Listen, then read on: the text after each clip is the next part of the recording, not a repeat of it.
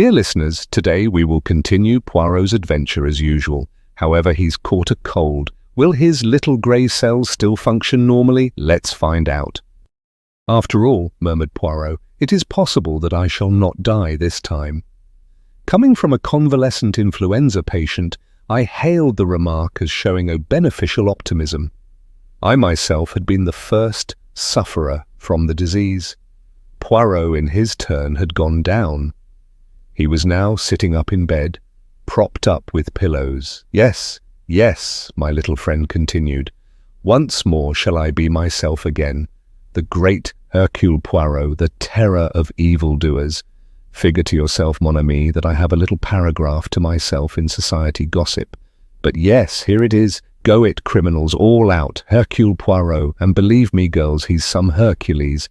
Our own pet society detective can't get a grip on you. 'Cause why? 'Cause he's got la grip himself, I laughed. Good for you, Poirot. You are becoming quite a public character. Unfortunately, you haven't missed anything of particular interest during this time. That is true. The few cases I have had to decline did not fill me with any regret. Our landlady stuck her head in at the door. There's a gentleman downstairs. Says he must see Monsieur Poirot, or you, Captain. Seeing as he was in a great to-do, and with all that quite the gentleman, I brought up his card. She handed me the bit of pasteboard. Hon. Roger Havering, I read. Poirot motioned with his head toward the bookcase, and I obediently pulled forth the Who's Who. Poirot took it from me and scanned the pages rapidly. Second son of 5th Baron Windsor, married, 1913, Zoe.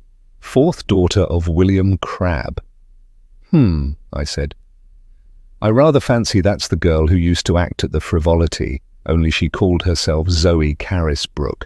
I remember she married some young man about town just before the war.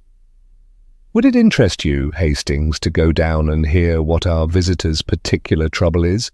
Make him all my excuses.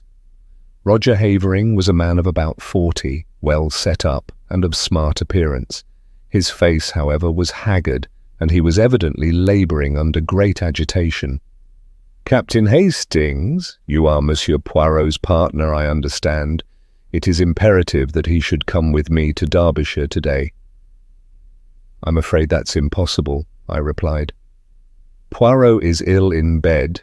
Influenza. His face fell. Dear me, that is a great blow to me.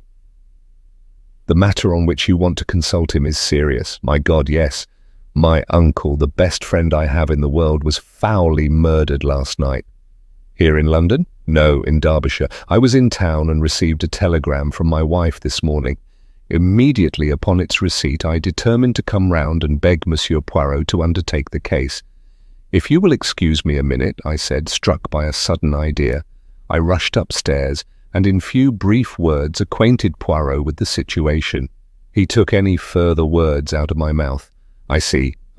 You want to go yourself, is it not so? Well, why not? You should know my methods by now. All I ask is that you should report to me fully every day and follow implicitly any instructions I may wire you.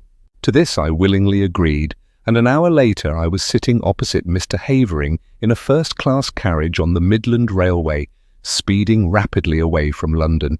To begin with, Captain Hastings, you must understand that Hunter's Lodge, where we are going, and where the tragedy took place, is only a small shooting box in the heart of the Derbyshire moors. Our real home is near Newmarket, and we usually rent a flat in town for the season. Hunter's Lodge is looked after by a housekeeper who is quite capable of doing all we need when we run down for an occasional weekend. Of course, during the shooting season, we take down some of our own servants from Newmarket. My uncle, Mr. Harrington Pace, as you may know, my mother was a Miss Pace of New York, has for the last 3 years made his home with us.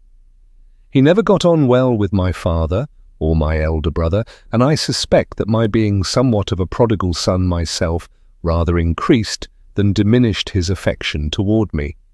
Of course, I am a poor man, and my uncle was a rich one. In other words, he paid the piper.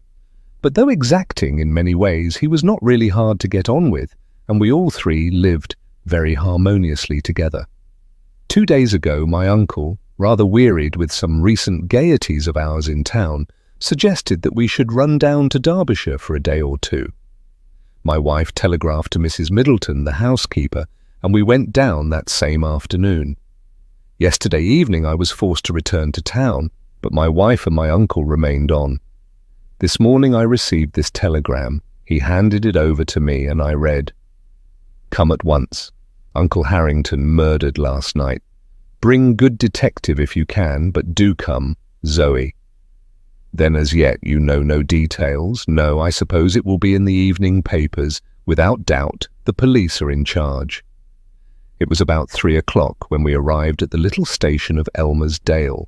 From there a 5-mile drive brought us to a small grey stone building in the midst of the rugged moors. A lonely place, I observed. Havering nodded. "I shall try and get rid of it. I could never live here again." We unlatched the gate and were walking up the narrow path to the oak door when a familiar figure emerged and came to meet us. "Jap!" I ejaculated. The Scotland Yard inspector grinned at me in a friendly fashion before addressing my companion. "Mr. Havering, I think. I've been sent down from London to take charge of this case, and I'd like a word with you if I may, sir." "My wife?" "I've seen your good lady, sir, and the housekeeper. I won't keep you a moment, but I'm anxious to get back to the village now that I've seen all there is to see here. I know nothing as yet as to what exactly," said Jap soothingly. "But there are just 1 or 2 little points I'd like your opinion about all the same. Captain Hastings here, he knows me, and he'll go on up to the house and tell them you're coming." I went on to the house. I rang the bell, as Jap had closed the door behind him. After some moments it was opened to me by a middle-aged woman in black. "Mr. Havering will be here in a moment," I explained. "He has been detained by the inspector. I have come down with him from London to look into the case. Perhaps you can tell me briefly what occurred last night." "Come inside, sir." She closed the door behind me and we stood in the dimly lighted hall. "It was after dinner last night, sir, that the man came. He asked to see Mr. Pace, sir, and seeing that he spoke the same way, I thought it was an American gentleman friend of Mr. Pace's, and I showed him into the gun room and then went to tell Mr. Pace.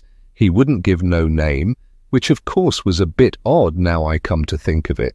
I told Mr. Pace, and he seemed puzzled like, but he said to the mistress, 'Excuse me, Zoe, while I just see what this fellow wants.'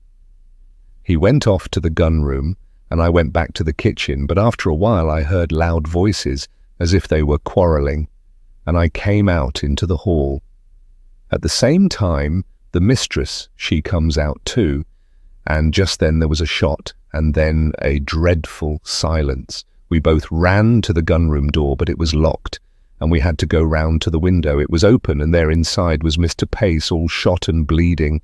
What became of the man? He must have got away through the window, sir, before we got to it. And then Mrs. Havering sent me to fetch the police. 5 miles to walk it was. They came back with me, and the constable, he stayed all night.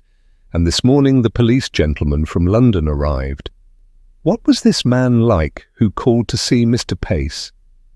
The housekeeper reflected. "He had a black beard, sir, and was about middle-aged, and had on a light overcoat.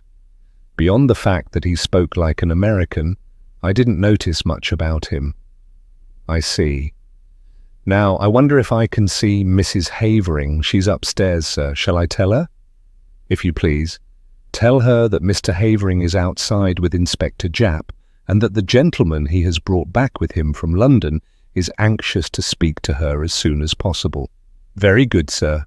I was in a fever of impatience to get at all the facts. Jap had 2 or 3 hours' start of me, and his anxiety to be gone made me keen to be close at his heels. Mrs. Havering did not keep me waiting long. In a few minutes I heard a light step descending the stairs, and looked up to see a very handsome young woman coming toward me. She wore a flame-coloured jumper that set off the slender boyishness of her figure. On her dark head was a little hat of flame-coloured leather. Even the present tragedy could not dim the vitality of her personality. I introduced myself, and she nodded in quick comprehension. "Of course I have often heard of you and your colleague, Monsieur Poirot. You have done some wonderful things together, haven't you? It was very clever of my husband to get you so promptly. Now, will you ask me questions? That is the easiest way, isn't it, of getting to know all you want to about this dreadful affair." "Thank you, Mrs. Havering. Now, what time was it that this man arrived? It must have been just before 9 o'clock. We had finished dinner and were sitting over our coffee and cigarettes. Your husband had already left for London?" "Yes, he went up by the 6:15. Did he go by car to the station, or did he walk? Our own car isn't down here. One came out from the garage in Elmersdale to fetch him in time for the train. Was Mr. Pace quite his usual self?" "Absolutely, most normal in every way. Now, can you describe this visitor at all?" "I'm afraid not. I didn't see him. Mrs. Middleton showed him straight into the gun room and then came to tell my uncle." "What did your uncle say?" "He seemed rather annoyed, but went off at once." It was about 5 minutes later that I heard the sound of raised voices. I ran out into the hall and almost collided with Mrs. Middleton. Then we heard the shot. The gunroom door was locked on the inside, and we had to go round the house to the window. Of course, that took some time, and the murderer had been able to get well away. My poor uncle, her voice faltered, had been shot through the head. I saw at once that he was dead, and I sent Mrs. Middleton for the police straight away. I was careful to touch nothing in the room, but to leave it exactly as I found it. I nodded approval. "Now, as to the weapon?" "Well, I can make a guess at it, Captain Hastings. A pair of revolvers of my husband's were mounted upon the wall. One of them is missing. I pointed this out to the police, and they took the other one away with them. When they have extracted the bullet, I suppose they will know for certain. May I go to the gunroom? Certainly, the police have finished with it, but the body has been removed." She accompanied me to the scene of the crime. At that moment, Havering entered the hall, and with a quick apology, his wife ran to him.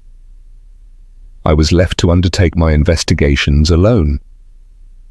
I may as well confess at once that they were rather disappointing.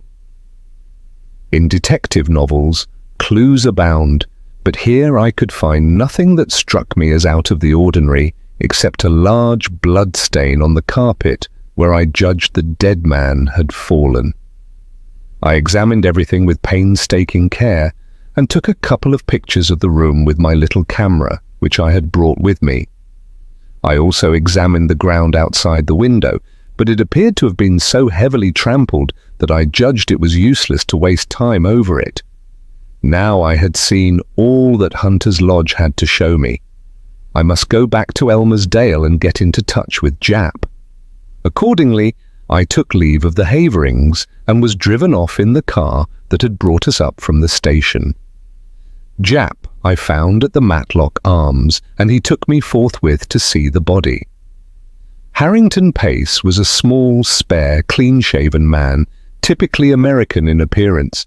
He had been shot through the back of the head, and the revolver had been discharged at close quarters. "Turned away for a moment," remarked Jap, and the other fellow snatched up a revolver and shot him. The one Mrs. Havering handed over to us was fully loaded, and I suppose the other one was also. Curious what darn fool things people do. Fancy keeping 2 loaded revolvers hanging up on your wall. "What do you think of the case?" I asked as we left the gruesome chamber behind us. Well, I'd got my eye on Havering to begin with. "Oh yes," noting my exclamation of astonishment. "Havering has 1 or 2 shady incidents in his past. When he was a boy at Oxford, there was some funny business about the signature on one of his father's cheques, all hushed up, of course. Then he's pretty heavily in debt now, and they're the kind of debts he wouldn't like to go to his uncle about, whereas you may be sure the uncle's will would be in his favour.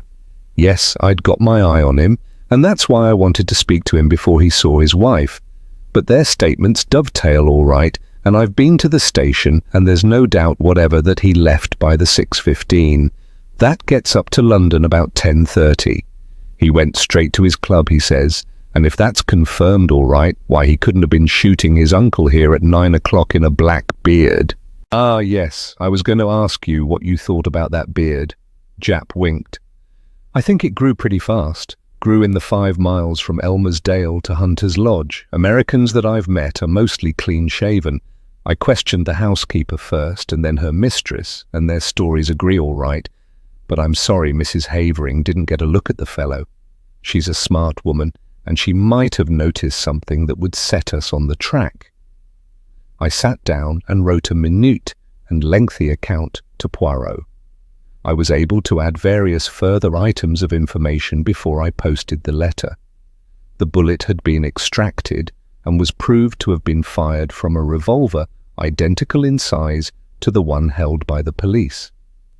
Furthermore, Mr. Havering's movements on the night in question had been checked and verified, and it was proved beyond doubt that he had actually arrived in London by the train in question. And thirdly, a sensational development had occurred. A city gentleman living at Ealing on crossing Haven Green to get to the district railway station that morning had observed a brown paper parcel stuck between the railings. Opening it, he found that it contained a revolver. He handed the parcel over to the local police station, and before night it was proved to be the one we were in search of, the fellow to that given us by Mrs. Havering. 1 bullet had been fired from it. All this I added to my report. A wire from Poirot arrived while I was at breakfast the following morning. Of course, black-bearded man was not Havering. Only you or Jap would have such an idea. Wire me description of housekeeper and what clothes she wore this morning. Same of Mrs. Havering. Do not waste time taking photographs of interiors. They are underexposed and not in the least artistic. It seemed to me that Poirot's style was unnecessarily facetious. I also fancied he was a shade jealous of my position on the spot, with full facilities for handling the case.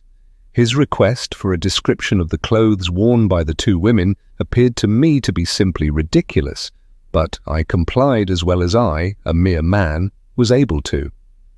At 11, a reply wire came from Poirot. Advise Jap, arrest housekeeper before it is too late. Dumbfounded, I took the wire to Jap. He swore softly under his breath. He's the goods, Monsieur Poirot. If he says so, there's something in it. And I hardly noticed the woman. I don't know that I can go so far as arresting her, but I'll have her watched. We'll go up right away and take another look at her. But it was too late. Mrs. Middleton, that quiet, middle-aged woman who had appeared so normal and respectable, had vanished into thin air. Her box had been left behind. It contained only ordinary wearing apparel. There was no clue in it to her identity or as to her whereabouts. From Mrs. Havering, we elicited all the facts we could. I engaged her about 3 weeks ago when Mrs. Emery, our former housekeeper, left. She came to me from Mrs. Selbome's agency in Mount Say, a very well-known place. I get all my servants from there. They sent several women to see me, but this Mrs. Middleton seemed much the nicest and had splendid references. I engaged her on the spot and notified the agency of the fact. I can't believe that there was anything wrong with her. She was such a nice, quiet woman. The thing was certainly a mystery. While it was clear that the woman herself could not have committed the crime, since at the moment the shot was fired, Mrs. Havering was with her in the hall, nevertheless she must have some connection with the murder, or why should she suddenly take to her heels and bolt? I wired the latest development to Poirot and suggested returning to London and making inquiries at Selborne's agency. Poirot's reply was prompt. Useless to inquire at agency. They will never have heard of her. Find out what vehicle took her up to Hunter's Lodge when she first arrived there. Though mystified, I was obedient. The means of transport in Elmersdale were limited. The local garage had 2 cars, and there were 2 station flys. None of these had been requisitioned on the date in question. I may also mention that inquiries at the agency in London bore out Poirot's prognostication. No such woman as Mrs. Middleton had ever been on their books. They had received the Honourable Mrs. Havering's application for a housekeeper and had sent her various applicants for the post. When she sent them the engagement fee, she omitted to mention which woman she had selected. Much affection. Mon ami Hastings. But how glad I am to see you.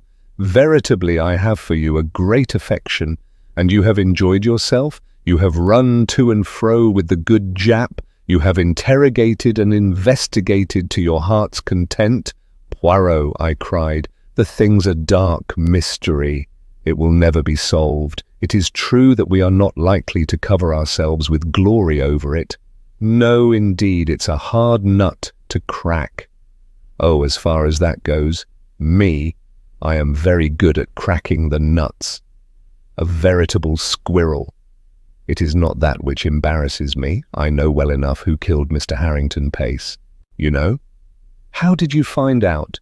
Your illuminating answers to my wires supplied me with the truth. See here, Hastings, let us examine the facts methodically and in order. Mr. Harrington Pace is a man with a considerable fortune, which at his death will doubtless pass to his nephew. Point number 1. His nephew is known to be desperately hard up. Point number 2. His nephew is also known to be, shall we say, a man of loose moral fibre. Point number 3. But Roger Havering is proved to have journeyed straight up to London, précisément, and therefore, as Mr. Havering left Elmer's Dale at 6:15, and since Mr. Pace cannot have been killed before he left, or the doctor would have spotted the time of the crime as being given wrongly when he examined the body, we conclude, quite rightly, that Mr. Havering did not shoot his uncle. But there is a Mrs. Havering, Hastings. Impossible! The housekeeper was with her when the shot was fired. Ah, yes, the housekeeper. But she has disappeared. She will be found. I think not. There is something peculiarly elusive about that housekeeper, don't you think so?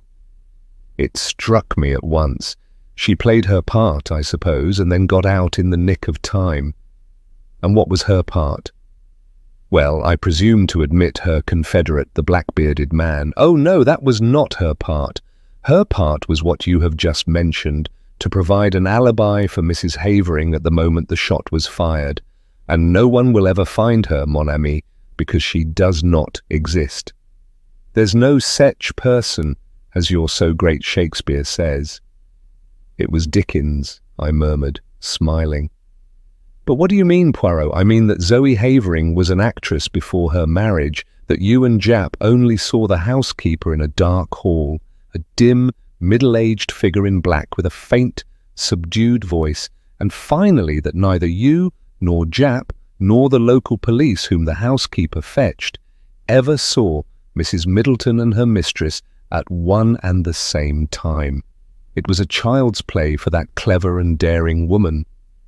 On the pretext of summoning her mistress, she runs upstairs, slips on a bright jumper and a hat with black curls attached, which she jams down over the grey transformation.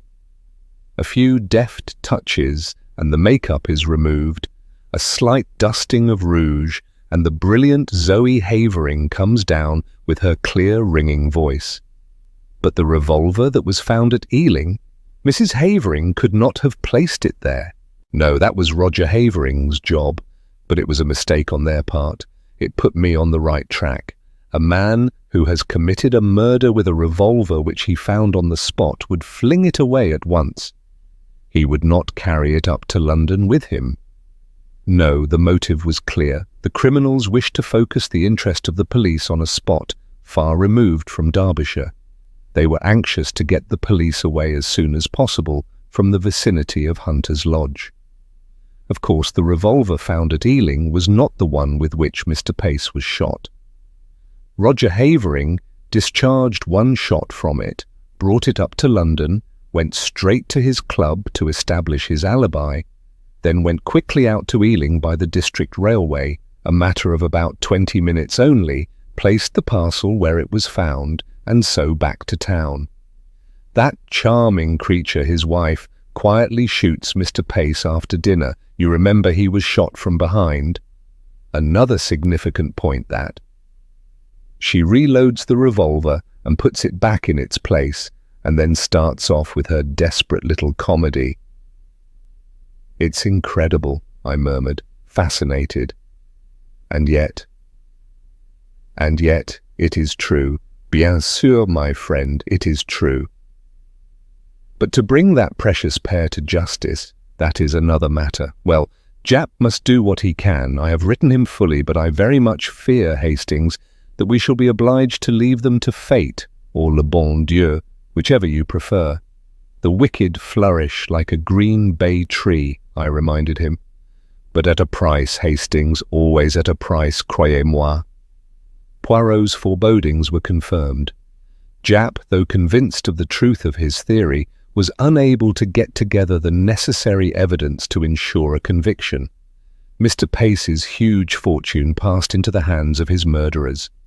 Nevertheless, Nemesis did overtake them, and when I read in the paper that the Honourable Roger and Mrs. Havering were among those killed in the crashing of the airmail to Paris, I knew that justice was satisfied. Well, are you surprised by this outcome? Let's look forward to the next mystery. Please subscribe to our channel, give us a like, and turn on the notification bell so you won't miss any of Poirot's adventures. See you next time.